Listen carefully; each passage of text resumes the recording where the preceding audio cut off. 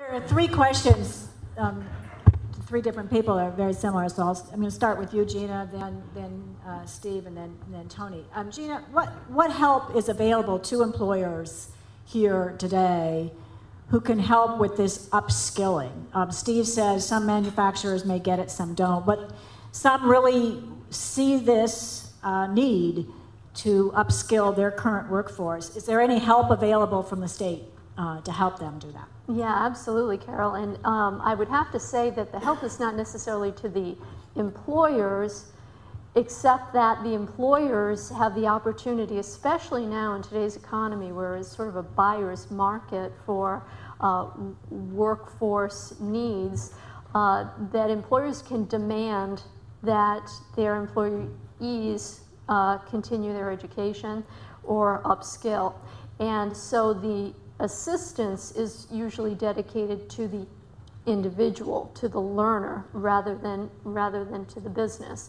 So what's available? And this brings up the question of then why aren't we seeing greater uptake of these resources? Let me just throw out a couple of numbers for you. We don't have inexhaustible resources in the state of Indiana, but we've got a good start.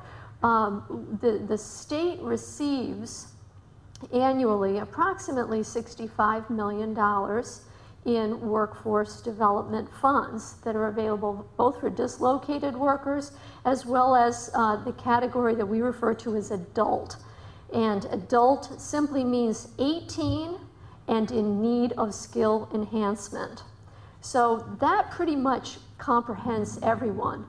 In addition, we've got $250 million in state student assistance grants. These are grants in aid, financial aid that is available to students at the post-secondary level. We also have $28 million available for adult remedial education, getting people up to the level where they can now go into post-secondary instruction without remediation. Add to that the federal Pell Grants, the institutional aid that's available from our many institutions of higher education, and you start to see the picture. Earlier I referenced the fact that we don't want to see people going into sizable debt to complete their post-secondary instruction. And I think we need to educate folks more clearly that there are lower cost alternatives.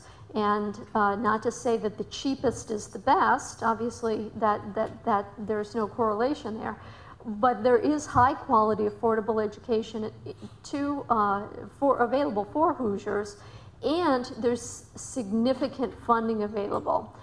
So I guess the answer that I would give to the question is why, instead of growing our own, don't we kind of bring folks in from other states to fill these high-wage jobs?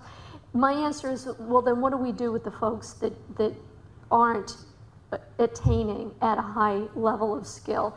What happens to those individuals? And I think we would all agree that a robust economy and economic strength is only as good as its most fragile population.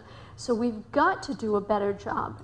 Allocate those resources as optimally as we possibly can. Get people into the education system as adult learners. Retrain, remediate, upgrade, re-career, whatever that takes, and we've got the resources to do it.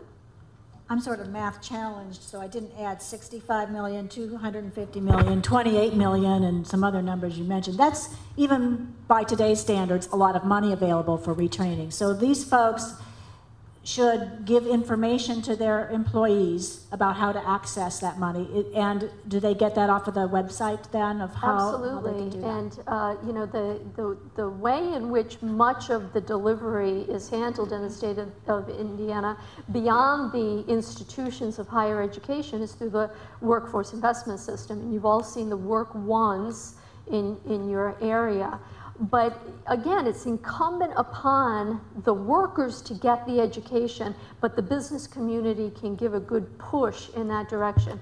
The business community can start to demand more within its workforce and not say, I'll give you the time off to do it, I'll give you additional funds to do it. just make the demand.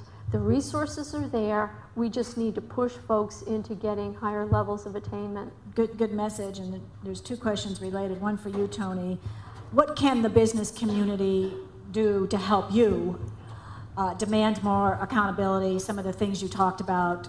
What can these folks help? How can they help you? I think one, don't sugarcoat the message.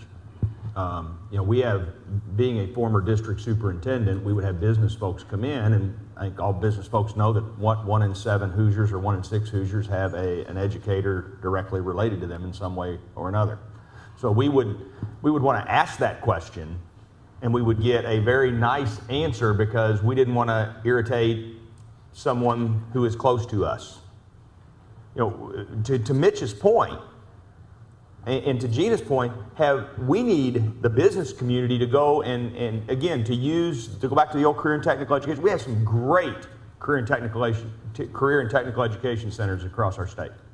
Great. They operate in a silo.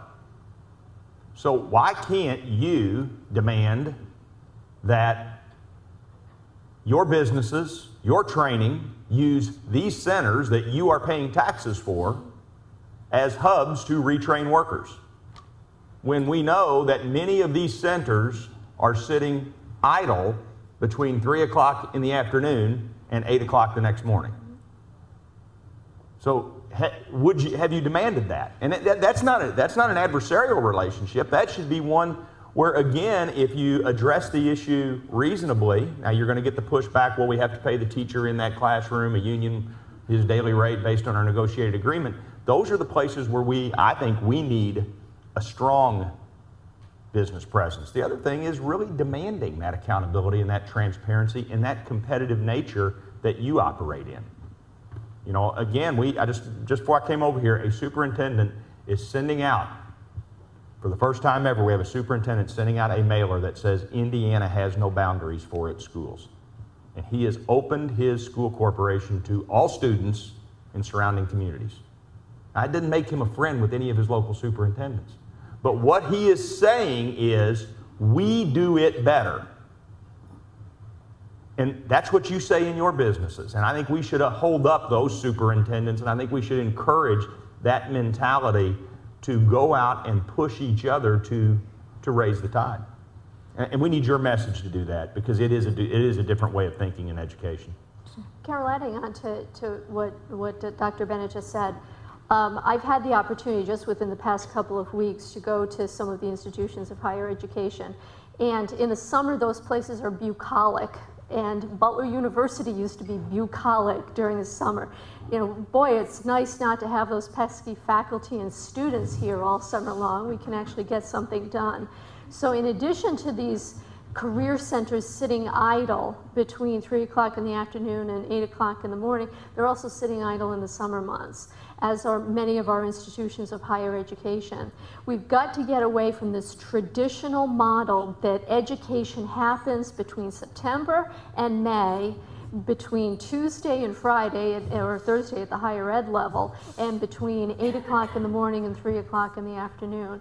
We've got to change the system so that it is more flexible for people who need the education, and so it doesn't take so darn long to get the education that is needed. And Carol, to Gina's point, again, go back to the idea, you know, Gina talked about all the money that's allocated. How do we utilize that money? Mm-hmm. How do we maximize the utilization of those funds so that we get more for the money we have? I mean, we've been on this crusade, and it upsets folks when we say education is changing. It's changing from how do we get more money for education to how do we get more education for our money? And that is a utilization of resources approach. And besides the money Gina talked about, we need to look at how we utilize those funds.